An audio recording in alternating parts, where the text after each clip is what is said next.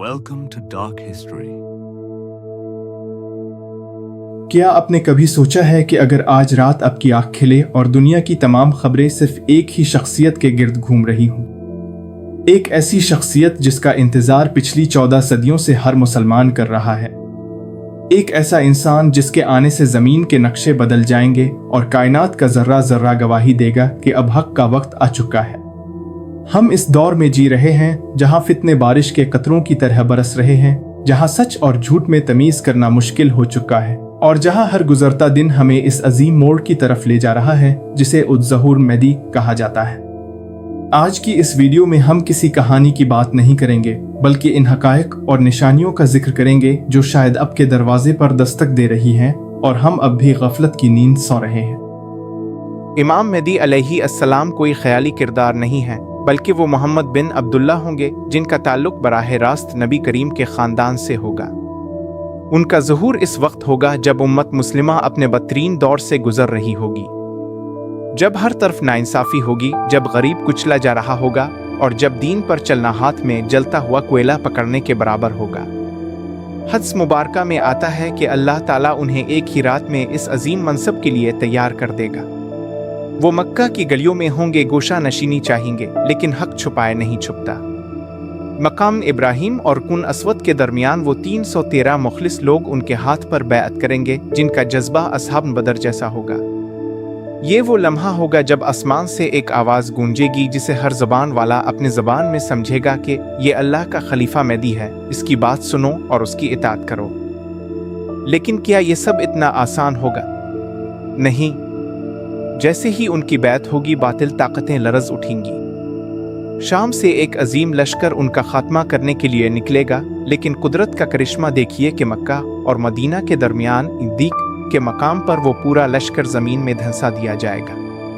ये वो पहली बड़ी और नाकाबिले तरदीद निशानी होगी जिसके बाद दुनिया भर के मुसलमान, ख़ास तौर पर खरासान से काले झंडों वाले काफ़िले उनकी मदद के लिए निकल खड़े होंगे। इमाम मेहदी का दौर हुकूमत सिर्फ जंगों का दूर नहीं होगा, बल्कि वो ज़मीन पर जन्नत का नमूना होगा।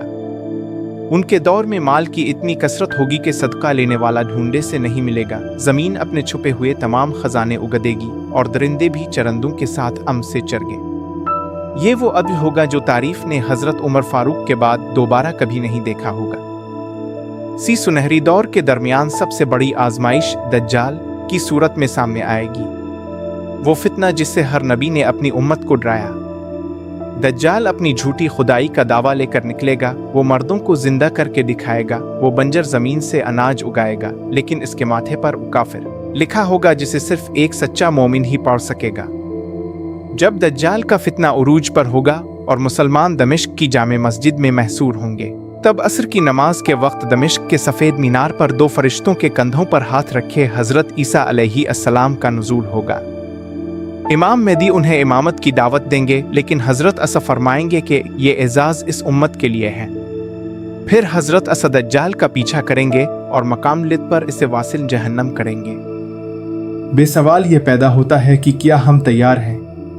हम अक्सर बहस करते हैं कि वो कब आएंगे, उनकी निशानियां क्या हैं, लेकिन हम ये भूल जाते हैं कि अगर वो आज जाहिर हो जाएं तो क्या हमारा किरदार, हमारा अखलाक और हमारा ईमान इस काबिल है कि हम उनके लश्कर में जगह पा सकें?